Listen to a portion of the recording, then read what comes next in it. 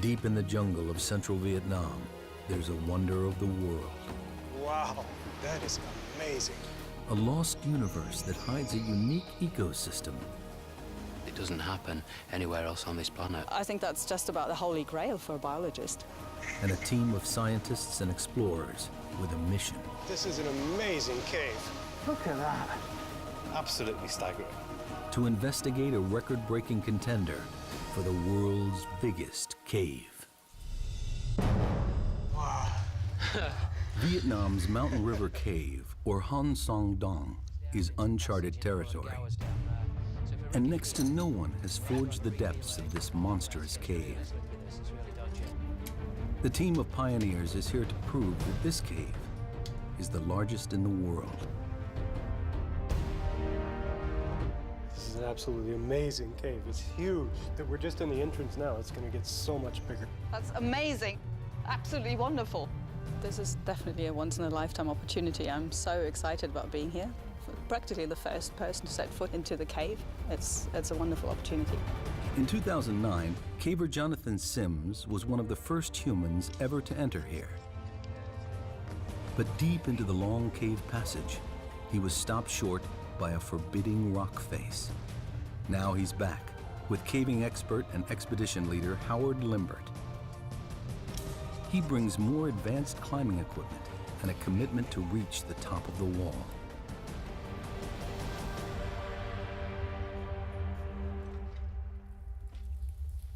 The expedition begins with a dangerous 328-foot rappel into the first massive cavern.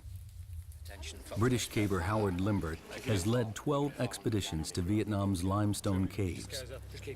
This year's expedition into Mountain River Cave is especially dangerous because it's so remote. Anybody can fall, twist their ankle, break their ankle, that could happen. And if that happens, you know, then we've got a rescue on our hands. Rope free, Annette. German zoologist Annette Becher is anxious to enter the unique underground world within. Scientific opportunity and a caving opportunity as well at the same time. It's fabulous. Daryl Granger is here to unravel the mysteries of Mountain River Cave. He's a world expert in cave geology. If this is the world's biggest cave, he wants to know how it grew to such record-breaking size. It's like no other cave I've ever been to. Southeast Asia is famous for its limestone geology, dating back 450 million years. Many large caves litter Vietnam, but here within Ca Bang National Park, Mountain River Cave is certainly the giant among caves.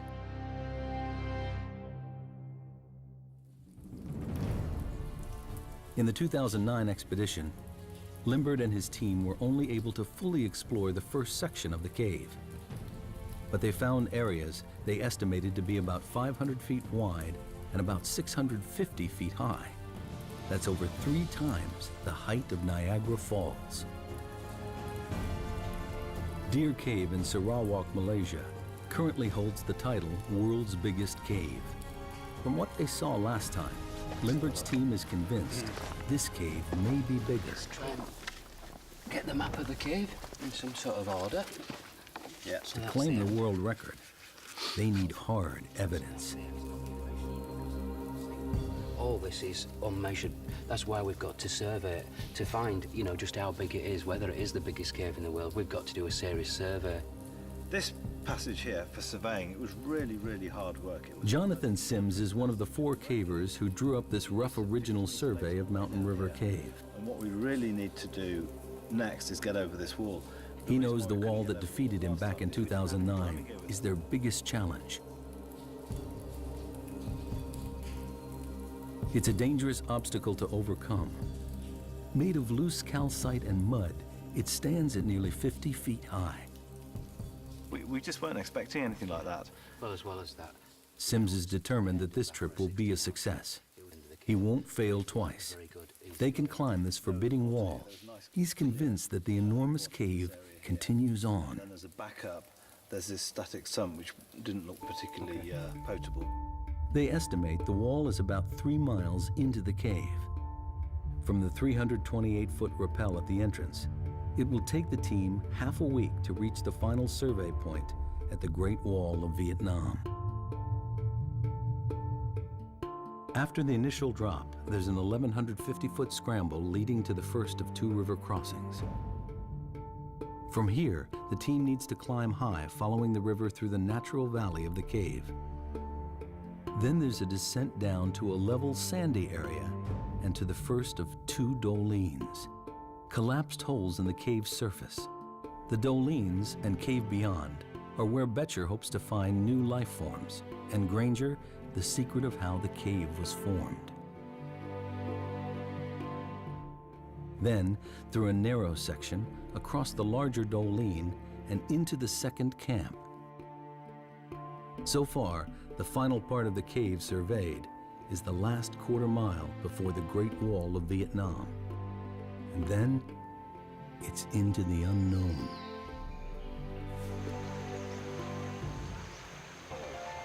Limbert's caving team has been exploring Vietnam caves since 1990. They picked the Ca Bang Massif for a very good reason. It's a huge limestone area with lots of water, ideal ingredients for cave formation. Where there's no limestone, the rivers are trapped within walls of non-soluble rocks, which hold the water in. But when it does find an exit, the results can be spectacular. The volume and power of the water help create these gigantic caves. Add a monsoon climate with heavy downpours feeding the many rivers here, and the chances of water carving out a colossal cave are even greater. So far, they've discovered 62 miles of caves, but none as epic as this. They suspect additional factors must be at work here. The team needs to navigate difficult, broken terrain to reach their first camp. They're nearly a third of a mile into the cave, with 65 feet to go before reaching a powerful river.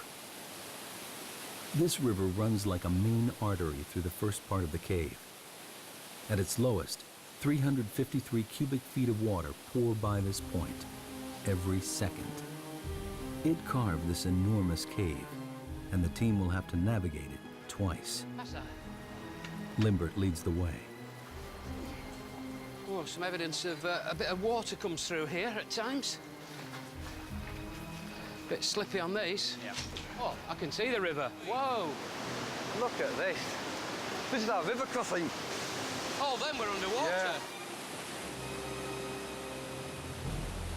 Determined to move forward, they must cross the deep, threatening underground river.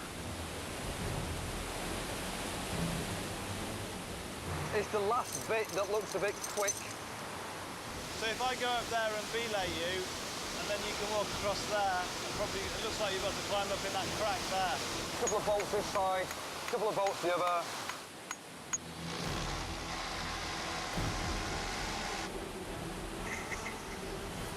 It's life and death, really. So, I mean, it has to be right.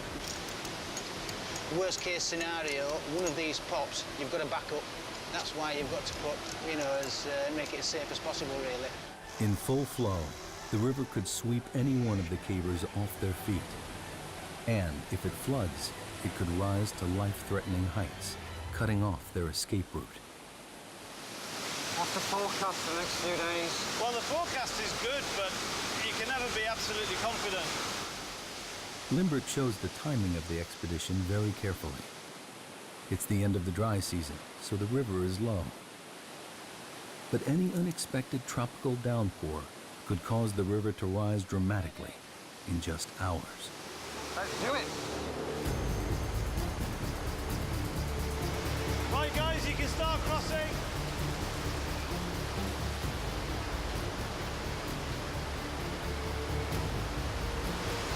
Next one.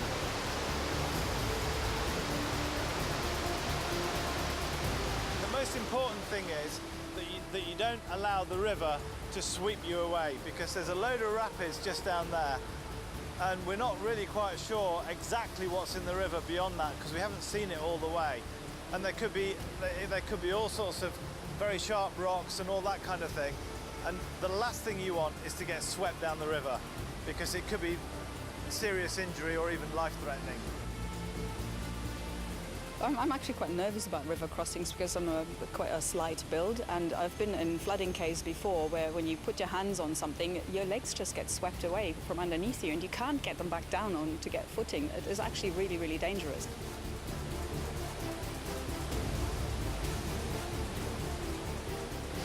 I'll put a plaster block here.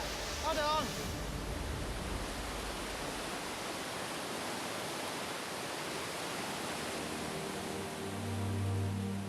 A major obstacle conquered. Daryl Granger can now start to really look around. You can see big formations, big stalagmites over there. Check that one out. This is an amazing cave. We came down those big slopes, we've come through the rocks, and we finally made it down to river level. So now we can set up camp here. We can start thinking about what we want to do next in this cave. The Titanic cave is theirs to explore. What is it that makes a cave so big? There's a lot of stories that we can learn from this cave. To claim the world record, Mountain River Cave needs to be consistently higher, wider, and longer than the current title holder, Deer Cave in Sarawak, Malaysia. When you're talking about largest caves in the world, there's no doubt there's some very, very long caves. And if you went on pure volume, many, many caves are bigger than this cave on pure volume. It's pure dimensions of a whole single passage like this that continues for 5 kilometers is pretty unique in the world. Mountain River Cave runs in an unusually straight line from north to south without any deviation. So let's get underway, let's get started, okay? Okay. Granger believes the water in the oldest section of the cave could offer an explanation as to why this cave is so enormous. Highly erosive, extremely acidic water rushing over pure limestone may be the answer. To confirm his theory, Granger needs to draw a sample. Okay, so right now I'm taking a pH measurement. I have a pH probe here. We have to leave it in the water for a little while to equilibrate. That'll tell us the pH of this water. pH levels range from 0 to 14. The lower the pH number, the stronger the acid. To be out of the ordinary, Granger's looking for a reading lower than 7, which is neutral. On the surface, tropical rainstorms flood the vegetation and seep down through the soil.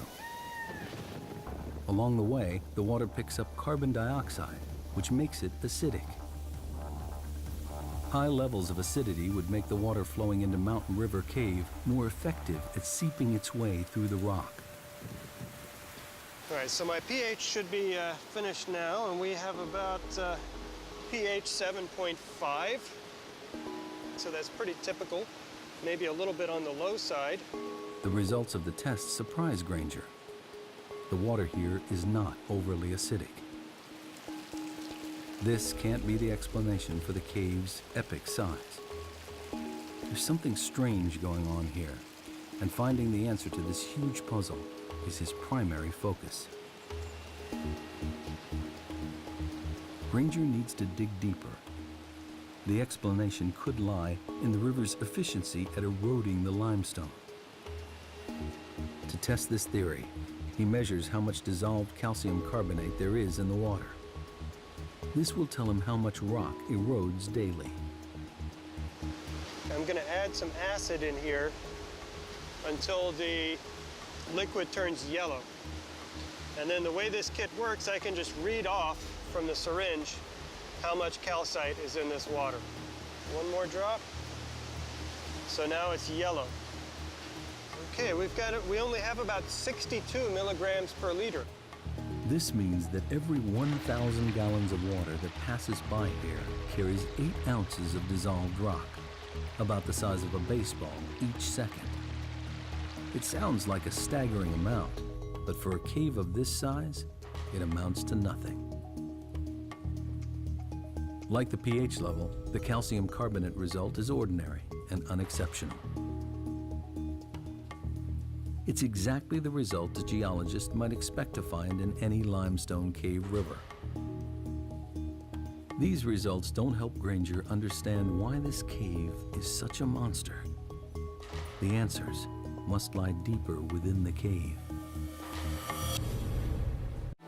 Howard Limbert's team is a third of a mile into Mountain River Cave. They have food for 6 days, enough to get to the Great Wall of Vietnam and back. The team sets up camp. Rehydrating and replacing lost calories has to be carefully managed. Geomorphologist Dr. Hugh Nguyen and biologist Dr. Tai Nguyen of Hanoi University also join Limbert on the expedition. Hopefully the other poachers will take all the other bags to our underground camp. This is a great trip. It's an amazing group. And everybody has pulled more than their weight. Annette Betcher goes deeper and further into the cave, looking for life.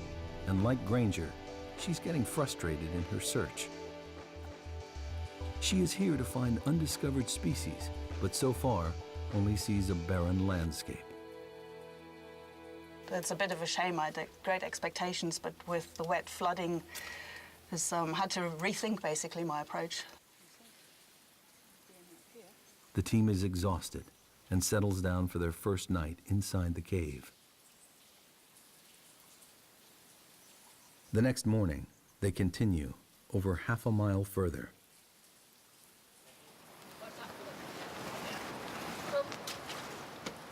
Daryl Granger has explored some of the largest caves in the world. But this one is about to reveal something he's never seen before. Deep in the heart of Mountain River Cave lie the magical and mysterious Dolines. Wow. Yeah.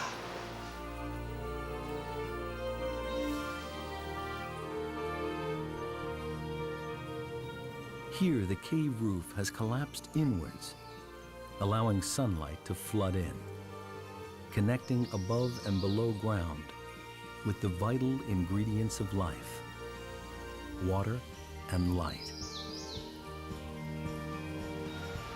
Man. This is the world's biggest cave. The rest of this stuff is just building up to it. That is amazing. That's 1.5 kilometers away. That is huge.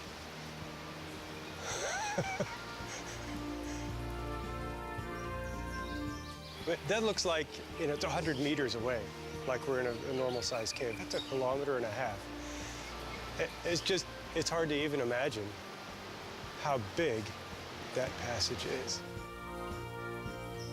Here, a unique mini jungle has taken root, 1/4 mile below the surface of the earth.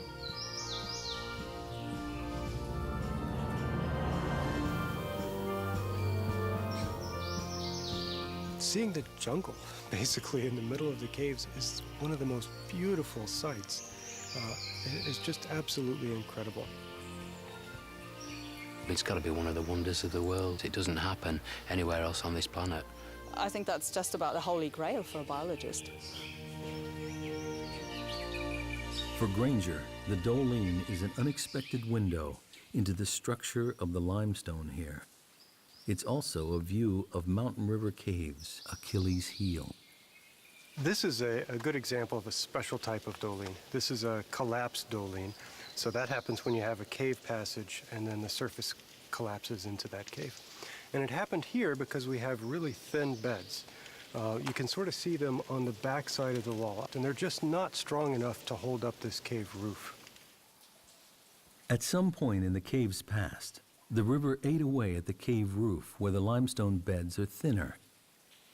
The river damaged the ceiling rock so much that eventually the roof collapsed. This collapse is known as cantilever failure. You can think about, theoretically at least, having a piece of rock sticking out like a diving board. You can only stick it out so far before it breaks off under its own weight.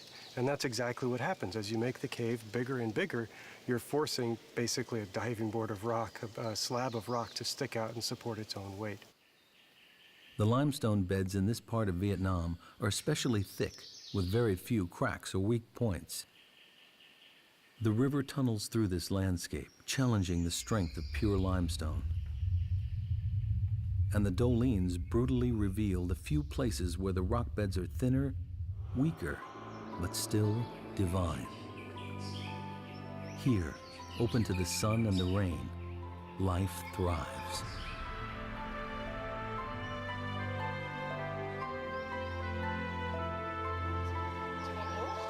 Dr. Tai Nguyen and Annette Betcher are the first to climb into the undergrowth. She's eager to tap into Nguyen's expertise in rainforest plant species to figure out how this subterranean wonderland compares with the surface. After disappointments in the first part of the cave, the Doline fulfills Betcher's expectations. Here is an area rich with life, a unique and unexplored ecosystem. This is absolutely fantastic. It's a treasure trove for biologists. And everything that lives here has got here by complete chance. So birds have dropped seeds, plants have sprouted up. This species outside is evergreen. Okay. Yes. Right. But here it's fallen down the leaf in the winter, I think so. Okay, so you think it's evergreen outside, but yes. it's deciduous in here. And so the young leaves, are those the red leaves? Are those young leaves? Okay, right. Betcher had hoped to find new species of plants evolved to flourish in this strange underground world. But Nguyen doesn't see examples of unique evolution. Instead, he thinks the plants in the Doline are showing extreme adaptation. It's a process known to biologists as phenotypic plasticity. In particular in plants, their outer form is very variable. They can adapt themselves very much to their environment. So there could be two plants that are perfectly the same species, have the same DNA, but because they're in a different environment, they actually look quite different. That's the plasticity bit. So I think we're seeing an example of spectacular phenotypic plasticity. Unique adaptations appear throughout the Doline. In the tropics, trees are usually evergreen due to the absence of seasons. But down here, they're deciduous, with sparse foliage and narrow trunks. Dr. Nguyen theorizes that this is how the trees adapt to the comparative lack of water and shortage of light.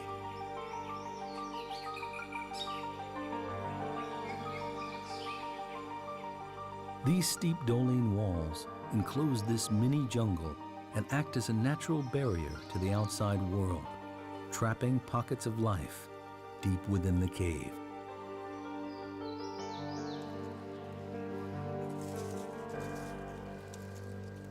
Betcher looks for soil thick enough to lay some surface traps. Alcohol will preserve any creatures that venture in. Now she must try to find any signs of life in the dark cave. But so far, the chance of finding anything of significance doesn't look good. Could the acidic water that created this cave also be destroying all life within? In the wet, active part of Mountain River Cave, Daryl Granger discovers a clue as to why the apparently very ordinary water here has carved out such an extraordinary cave. He's got a hunch that the speed of the water at peak flood could be the key factor. Here, what we see are little scallops that are carved in the wall. They're dissolved in the wall by water as it passes by. He expects to find evidence that the water runs through here at a great speed. The faster the water goes by, the smaller the scallops. So if we see big, giant scallops, they can be, up to 1 meter across. That's very, very slow-moving water. Here, they're about the size, they're about 1 inch across, a couple of centimeters across. From the size of the scallops, Granger can also figure out what's known as the Reynolds number, a crucial measurement that tells him how turbulent the water is. Like the acidity test earlier, the findings here are very average and offer no clues as to why this cave grew so big. He calculates that the water here travels at only 3 miles per hour, a totally ordinary velocity for any river. Although Granger's drawn a blank on his quest, he might still be able to help Betcher on hers. He considers the chronology of the cave's life. I think what happened is the first doline collapsed, and it's acting like a big dam right in the cave. Right. We pass that doline, and suddenly everything dries out. We don't see the becomes sand. more normal. Becomes more of a normal, less active cave. And that's where the wildlife comes in, because if it doesn't get flooded out every 10 years or so, it has time to evolve. For Granger, the formula for how Mountain River Cave grew so big remains a mystery. This area has the right ingredients for a big cave. Unusually large beds of pure limestone and heavy monsoon rains feeding a deep river. But the water's speed and turbulence doesn't reveal anything, and Granger is almost at a loss. Aye! The surveying team looks for answers too. Aye! That's probably a 500-metre echo. So if we ever push in a cave and you get to end of a cave or end of exploration for a day, we often give it a big oi just to see if it's still continuing. And we know we can turn around and come back to another successful push the next day. A bit further, Jonathan. For this expedition, they need to use a more sophisticated way of measuring the cave's size. Cave surveying used to be a primitive process where everything was done by hand. Now, digital laser readings cut out the tedious legwork and provide precise measurements. They must survey every part of the cave precisely, and every measurement must be exact to the nearest inch. When it comes to claiming the title World's Biggest Cave, it's length, width, and height that count for Howard Limbert and his team. The laser sends a beam across to a designated point called a survey station, which Sims marks with a small light disc. They measure distance, height, and angle. It's painstaking work. 29.9 minus 3, 0.99. Left's 8. The laser beam picks out the highest point in this section of the cave. It measures 328 feet high. The Statue of Liberty could fit in here quite comfortably, with room to grow. The widest section surveyed so far is 338 feet across. This passage continues for another half mile. Enough room for a small plane to fly through, or even a whole display team. Very good. So if we go back to the original station, and then we get some legs straight down there. Okay. Can you shine your target? Shine on your Limbert target. believes this cave is consistently longer and wider than Deer Cave, but he needs to find the highest area. Just up a bit, Jonathan. Light on. They're now over 2.5 miles in, and Deer Cave still holds the title of the world's biggest cave. Hope lies beyond the wall, but they have just 3 days left to survey, and there's a problem mounting. While the dolines bring in light, they also allow weather from above to seep down into the cave. Jonathan, Come a bit closer. please, we've got a problem with the clouds now. It's extremely accurate if there's no cloud in the way, which there is in this case across the far side. So this is one thing that does make it difficult. One of the peculiar hazards of surveying in a cave this size. The poor visibility means the team must stop the survey. It's a paralyzing setback. They're running out of time to get to the end of the cave. Time is running out to survey Mountain River Cave. Howard Limbert makes a tough decision. He sends his 2 best climbers, Sweeney and Clark, ahead to set the rigging on the treacherous Great Wall of Vietnam, so the rest of the expedition can follow tomorrow.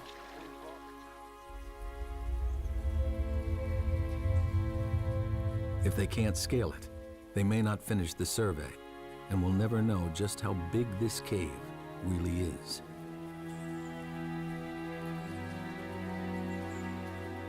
In 2009, the explorers estimated the forbidding wall to be nearly 50 feet tall.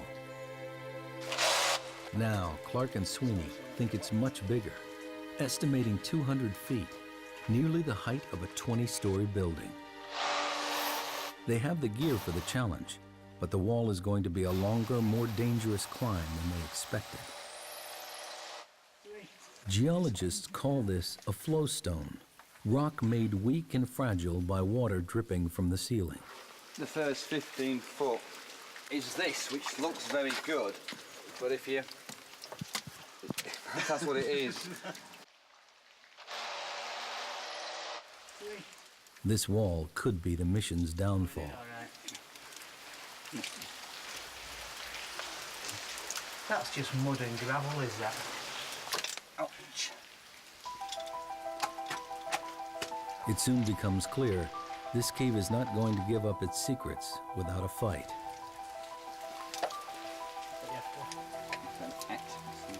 It's just crumbling away.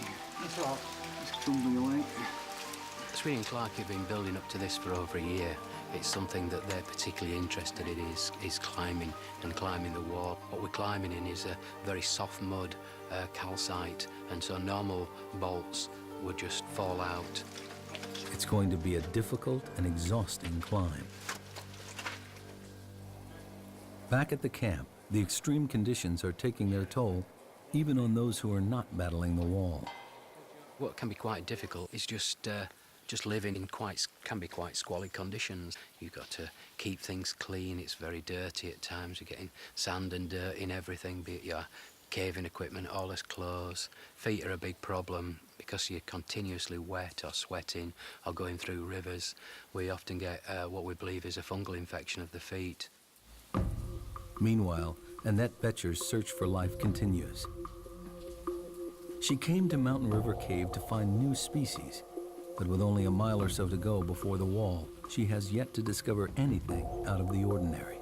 She has one more chance for a promising new sample area, a dry passageway. That's where the opportunities are with this fantastically big cave. So I can go into those and look for those tiny critters that will be evolving in their large, dry side passages in their alcoves. Regular flooding in large parts of the cave means that it's difficult for new life to gain a foothold.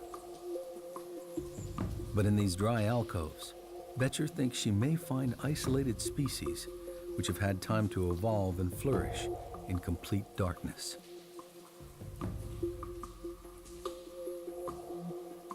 The smaller and more primitive the species, the better equipped it is to evolve quickly. Evolution takes a long time. If you have something like 2 or 3 generations a year, you can evolve at much greater speed. And mammals don't tend to have those generation times, so a white blind butt in the cave is unlikely. Because of the cave's sheer size, species can easily get cut off from each other. In isolation, Betcher believes it's possible for weird and wonderful offshoots to evolve. Oh my word, look at these. Zoologist Annette Betcher finally strikes gold in Mountain River Cave.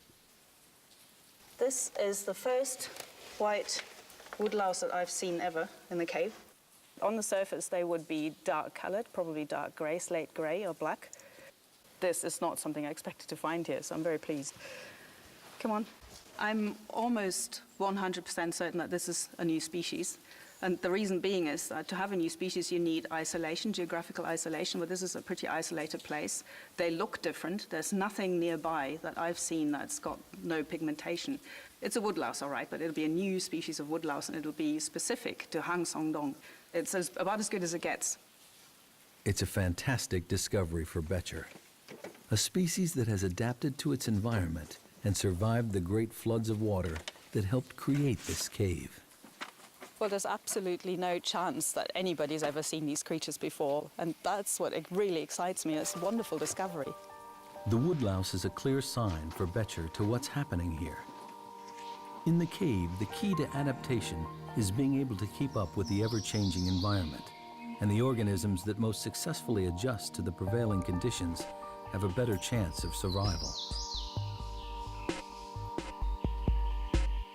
When I set off, I had actually fairly low expectations. So finding the white woodlouse is much better than I expected. I'm very excited about it.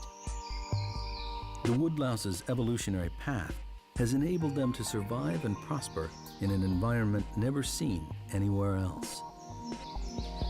I would expect a cave new cave species probably to be pigmentless, so looking white to us and be blind.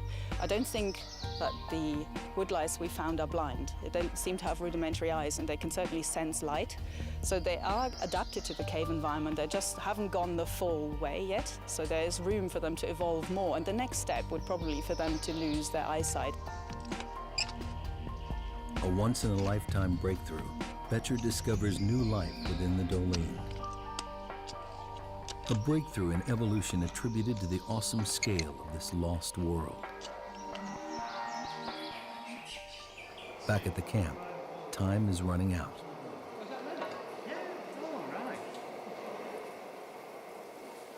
Climbers Sweeney and Clark continue in their battle to secure rigging on the wall and ready it for the rest of the team. If they don't succeed, the team can't complete a definitive survey. Limbert and the rest of the party wait nervously for news.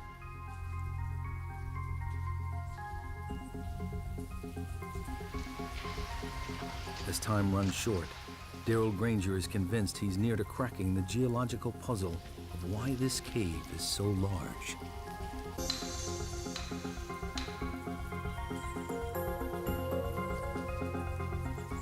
Huge volumes of water, pure limestone, and a tropical climate are important factors. But it's not enough to explain why this cave is so big.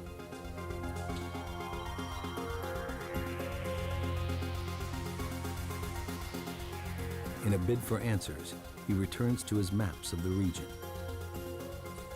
So this is a digital elevation model. It shows the area that we're in, right in here. This is the Kabong National Park. Granger suspects the critical evidence lies in the cave's geography. He spots an old fault line on the map. It seems to mirror the underground route plotted by Mountain River Cave. This could be the answer he's looking for. You know, the real light bulb moment is when I saw the fault line, and then everything kind of clicked. What I noticed are these straight lines in here. They go due north and south, and remember the cave here goes north and south. And I realized we're right on that fault right there. That's exactly what formed this cave. There's that same fault right up there. Once, a river ran where Mountain River Cave exists today. There was a deep vertical crack in the Earth's crust, a fault. Eventually, the river water eroded the limestone and went deep underground. Once the water filled the fault and found the exit, the river started to erode the rock along the crack, and a gigantic cave was born. But there's another key factor. The fault was narrow. When the water began to carve this mega cave millions of years ago, the narrow shape of the fault fortified the cave. The reason the caves fall apart, the reason they break down, is often because they get too wide and the limestone roof can't support that long a length. Here, the straitjacket of the geological fault restricts the cave's width, reducing the possible risk of collapse and allowing the cave to continue to grow in a straight line. The fault is very vertical, and that has also influenced the cave development and helped turn it into what's probably the world's biggest cave. And that's because the walls are perfectly vertical, or they're nearly vertical here, and so the cave is very, very tall. The 1,300-foot-high dolines show what happens when a cave weakens. Granger has every piece in place. Unusually thick pure limestone, a huge catchment area feeding a large river, an underground fault line, the right shape to contain a stable cave passage, and finally, a river on the limestone surface that made a cave at the first opportunity. A perfect formula to build a gigantic cave. The title of the world's biggest cave could rest on reaching the top of the Great Wall of Vietnam. But first, they need to know if Sweeney and Clark have managed to climb it. 2.5 miles in, Limbert finally gets the news he's been waiting for. His team has reached the top of the wall. The height or pitch is even more than anyone anticipated. something like 80 metres. We've come up. I think we've used about 80 metres of rope. 80-metre pitch?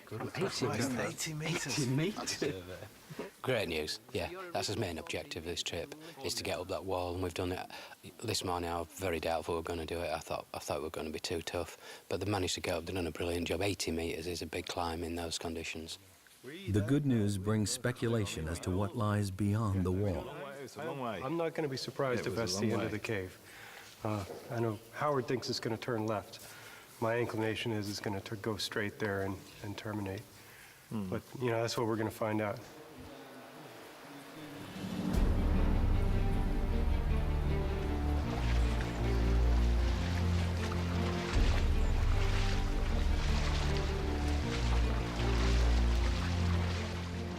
The final hurdle now awaits Limbert and his team as they push on to join Sweeney and Clark at the Great Wall of Vietnam.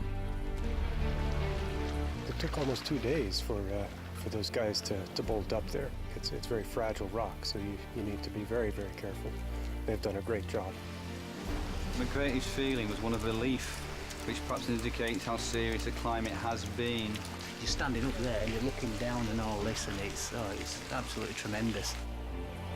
The team finally arrives at the wall. It towers above them. This is what they've been working for, their ultimate destination.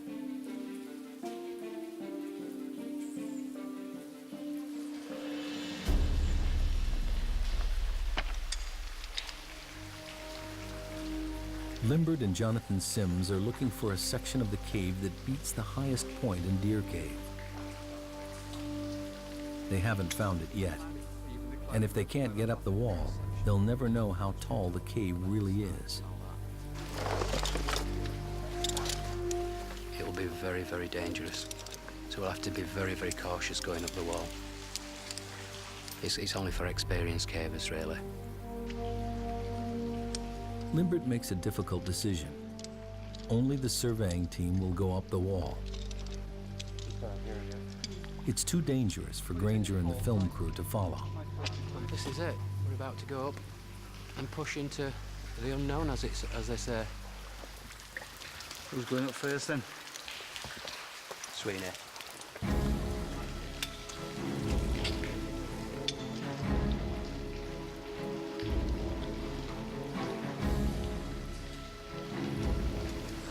Ready to rock. You just have to hold a bit of tension for the first bit, like that. We're all on tenterhooks waiting to get over this wall to see what's next. Yeah. The film crew rigs one of the cavers' helmets with a camera to record the climb. Okay, left of it, down centre of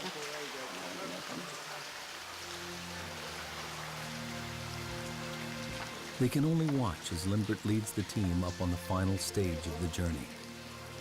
It's a whole team effort. I mean, it isn't just a few people going up a wall. It's the whole build-up. It's the sort of year of planning. It's all the prep. It's the porters. It's absolutely everything that gives a few people the chance to do something like this right at the end. The cavers attack the Great Wall.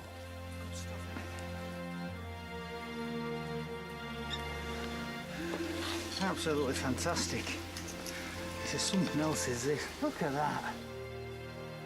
They have succeeded in the most difficult part of the expedition. The Great Wall of Vietnam. This huge flowstone, nearly the height of a 25-story building, is conquered at last. But the elation is quickly followed by disappointment. As Granger suspected, Mountain River Cave ends here. An exit to the outside jungle lies just 984 feet beyond the wall. With no more cave to survey, the team gathers the final measurements from the top of the wall to the ceiling. The highest point in Deer Cave is 574 feet. They've just climbed 236 feet up the wall and can now calculate the height of the whole passage. 45.8. Sims reads the final crucial measurements. 188. Can you just do the height of the passage there, Jonathan? Yep, certainly. Massive. Absolutely huge. Absolutely huge. Finally, they get the readings they've been waiting for. It's 96.4. 96.4! That's incredible. Jesus.